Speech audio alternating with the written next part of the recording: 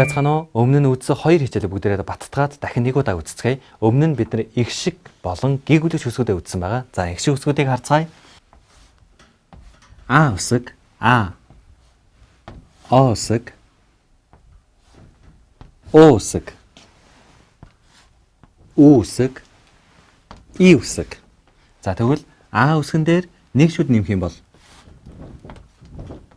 Я үсэг. Я үсэг. Ё үсэг. Ю үсэг. Тэгээд сүүлийн үсэг нь Ө байгаа. Ө үсэг. За бүгдээрээ давтаад хэлээрэй. А, О, О, У, И. А дээр нэг шүд нэмэгдснээрээ Я. О дээр нэг шүд нэмэгдээд Ё. У дээр нэг шүд нэмэгдээд Ё. У дээр нэг шүд нэмэгдээд Ю. Харин үүний хувьд болохоор Ө үсэг байгаа. Ө. А, Я, О, Ё, У, Ю, У, Ю, 으, И. За тэгэхээр эдгээр ихшгүүд маань А үсгийг бас ингэж бичиж болно. А. О. О. У. И. За тэгэхээр энийг харъя. Я. Ё. Ё. Ю. Ü үсэг байгаа. За бид нар их шиг үсгээ хамтдаа үзсэн байгаа. За тэгвэл бүгд холбож бичиж үзье. За уншаад үзээрэй. А үсэг. А. Түүний аас И үсэг байна. Уншиж үзье. А, И. А, И. Хүүхэд гэсэн утгатай байгаа. Хүүхэд. Өмнө бид нар хамтдаа сурсан шүү дээ. А, И. За тэгвэл О. И, ой, өргөс тэмэх гэсэн утгатайгаа.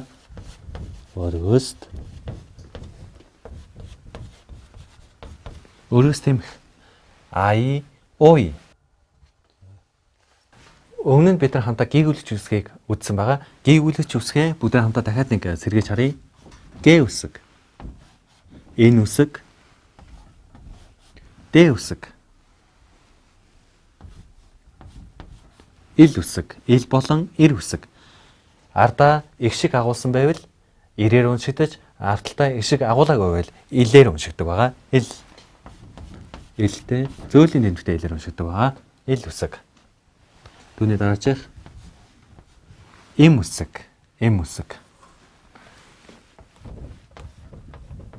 Түүний дараачих Б үсэг байгаа. Б үсэг нь үгийнхэнд орохороо П-гээр уншигдаж болдог.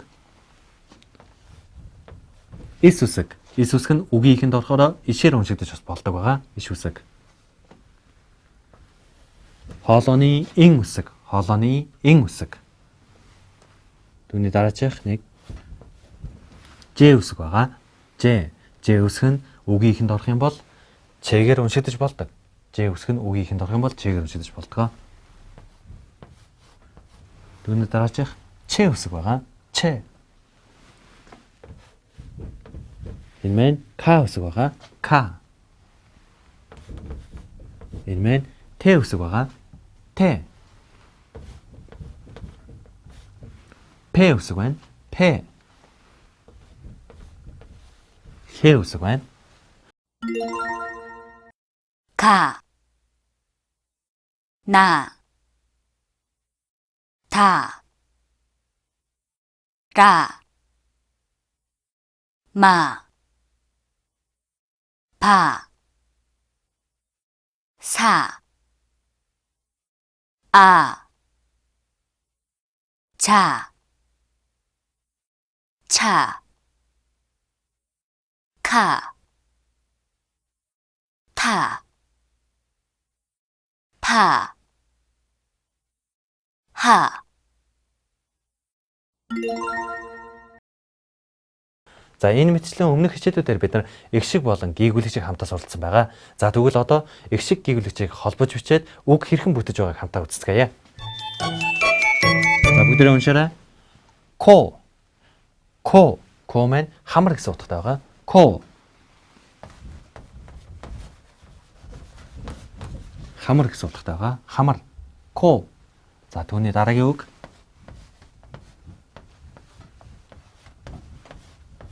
Можа. Можа гэдэг маань монгол хэлний малгай гэсэн утгатай байна. Малгай. Можа, малгай. Түүний дараагийн үгийг хамтаа үздэцгээе. За уншаад үзээрэй. Куду. Г үсэг нь үгийн ихэнд орсон учраас кагаар уншигдах тохиол байдгаа гэж хэлсэн шүү дээ. Түүний дагуу куду гутал. Гэхдээ куду маань ихэвчлэн ботинк гэсэн санааг бас агуулж идэг. Ботинк. За түүний дараагийн үгийг хамтаа харцгаая. Нааму. Дагаад лээрээ нааму. Нааму гэдэг маань мод гэсэн утгатай байгаа. Мод. Нааму. Түүний дараагийн үгийг харъя.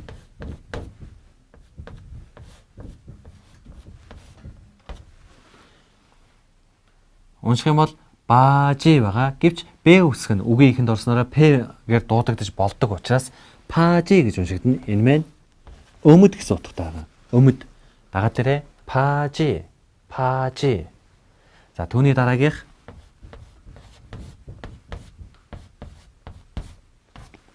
포도.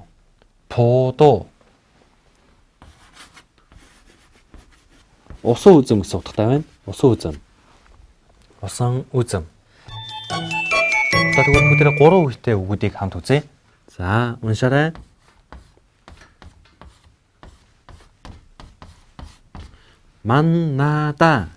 만나다. Уулзах гэсэн үг өмнө үзчихсэн шүү дээ. Уулзах. За түүний дараагийн үгийг харъя.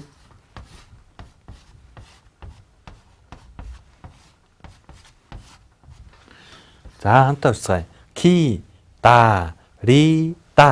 기다리다. хүлээх гэсэн утгатай байгаа. хүлээх.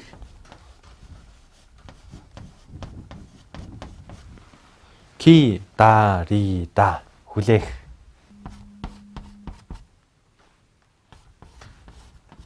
За бүгдээ хараарай.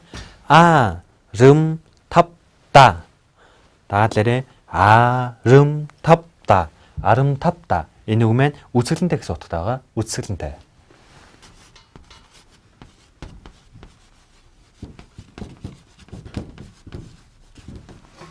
үзэсгэлэнтэй гэсэн утгатай байна.